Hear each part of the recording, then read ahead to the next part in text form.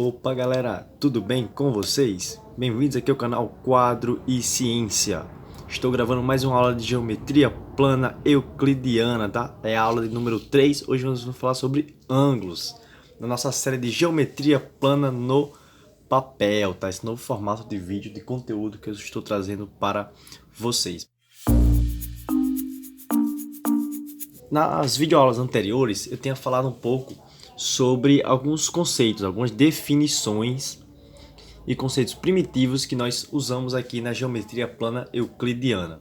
Entre eles nós temos os ângulos, tá? Ângulos você pode entender como uma abertura, esse grau de abertura entre duas semi-retas. Como assim? Bora lá. Quando eu traço uma reta qualquer, uma reta R, tá? Aqui está a representação da reta R. E aí eu traço uma outra reta que não é paralela a essa reta R, ou seja, ela vai cruzar em algum ponto. Vou fazer aqui no caso a reta S, tá? Vou apresentar aqui a reta S. Vai se encontrar no ponto O, vou chamar assim, tá? Lembra que todos os pontos a gente chama por uma letra maiúscula. Então nós vamos ver aqui a formação de ângulos entre essas duas semi-retas que se formaram aqui, tá? Mas não existe somente esse ângulo. Tem esse ângulo aqui, tá? Tem esse ângulo aqui e esse outro ângulo. Mas ângulo é o nome que a gente dá a essa formação que acontece, essa inclinação, grau de inclinação de uma reta em relação à outra, tá bom? Vocês vão ver lá na frente que os ângulos estão muito relacionados às circunferências, tá? Eu vou explicar isso posteriormente. Bom, como eu já tinha falado, o ângulo ele pode ser chamado por uma letra grega. Geralmente a gente usa alfa, beta, teta, tá? Letras assim.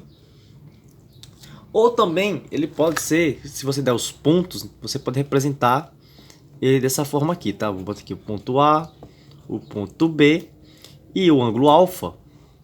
Eu posso chamar ele também de o ângulo AOB.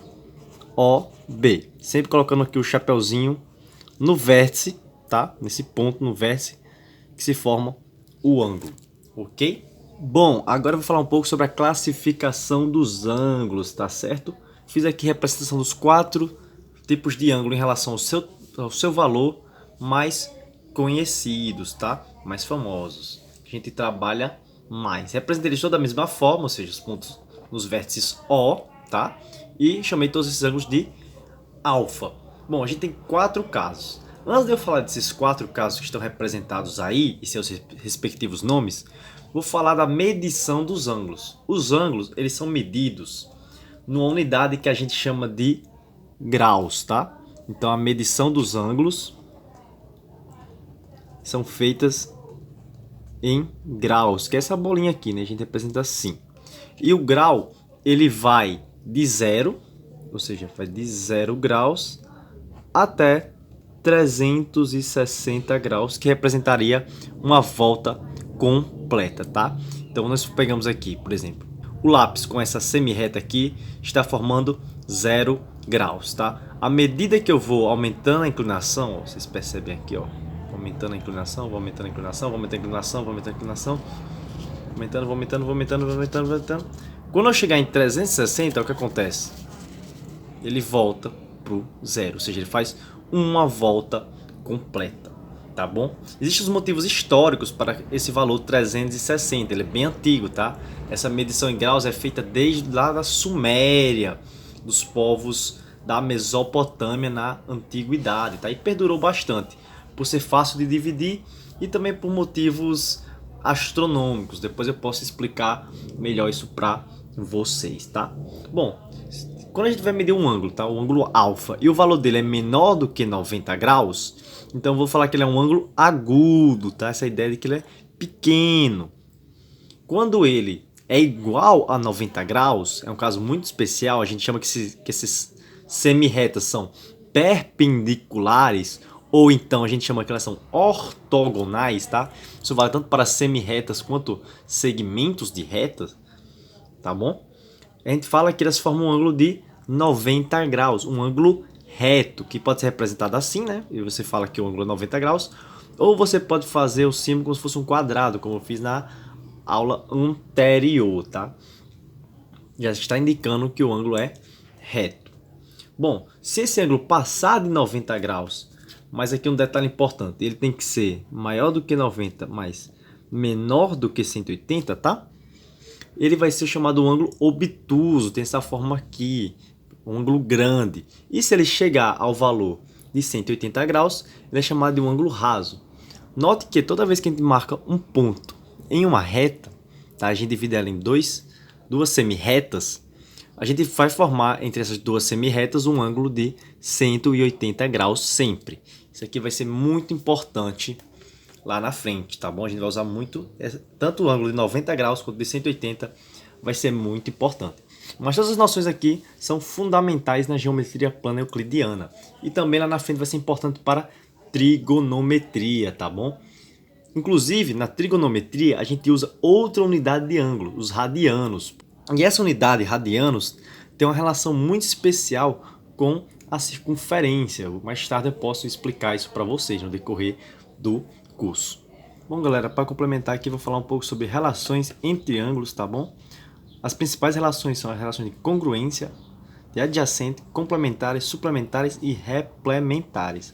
O que é isso? Bom, quando eu tenho dois ângulos, no caso eu representei como alfa e beta, eles podem ter algumas relações especiais, tá? Que é muito importante, a gente vai trabalhar muito com elas lá na frente, então é importante vocês terem esses conceitos bem fixados.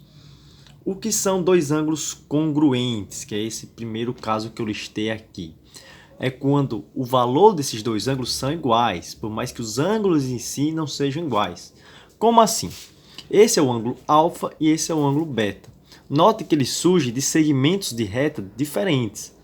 Ó, esse daqui é do cruzamento do segmento AB com o AC, tá? No vértice A se forma um ângulo alfa. Aqui é do ED e o DF. No vértice D se forma um ângulo beta. Apesar de eles serem ângulos distintos, eles possuem o mesmo valor. E a gente representa aqui com esse igual, mais um traço, né? Fica 3 traços, a relação de congruência. A congruente a B.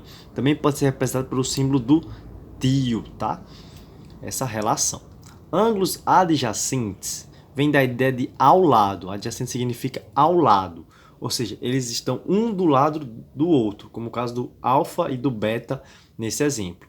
Mais tecnicamente falando, né, nós podemos dizer que eles são adjacentes porque a área representada aqui, né, pelo alfa, limitada pelo ângulo alfa, e a do beta não possuem nenhum ponto em comum. Então eles são ângulos adjacentes. Você pode olhar pela figura, né, que eles têm uma relação que um está do lado do outro, tá? Então por isso são ângulos adjacentes.